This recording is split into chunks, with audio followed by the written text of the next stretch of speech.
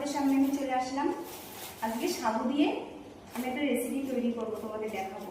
চলো, গ্যাসটা জ্বালিয়ে দিয়েছি। এখন জল দিতে হবে, 2 মগ জল দিলে হয়ে যাবে। আর এই যে সাবুটা এখন ভিজিয়ে রাখতে হবে, বেশি সময় না, 5 মিনিট ভিজিয়ে রাখলেই হয়ে যাবে, ফুলে উঠবে।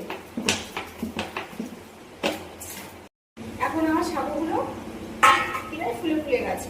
এখন আমি এর মধ্যে ছাড়তে পারবো, জলটাও ফুটে উঠেছে।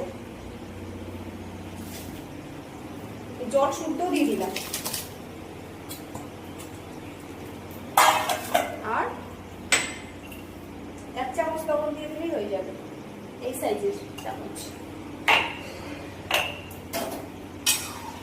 এখন শুধু একটু নাড়তে হবে, ঘন ঘন না নাড়লে না তলাটা লেগে যাবে।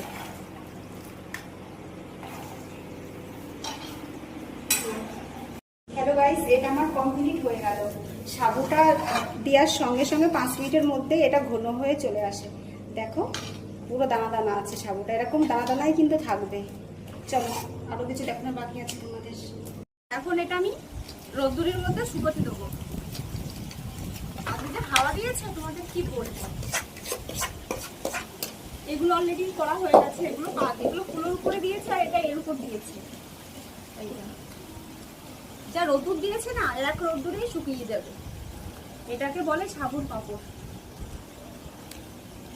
তা ভাবলাম আপনাদের কাছে একটু শেয়ার করি এটা। তা ভিডিওটা কেমন লাগলো কমেন্ট করে কিন্তু অবশ্যই বলবে। আমার মাথা পুরো গরম হয়ে যাচ্ছে রোদ্দুরে, কি বলবো তোমাদের সামনে। কমেন্ট করে কিন্তু জানাবে ভিডিওটা কেমন হয়েছে।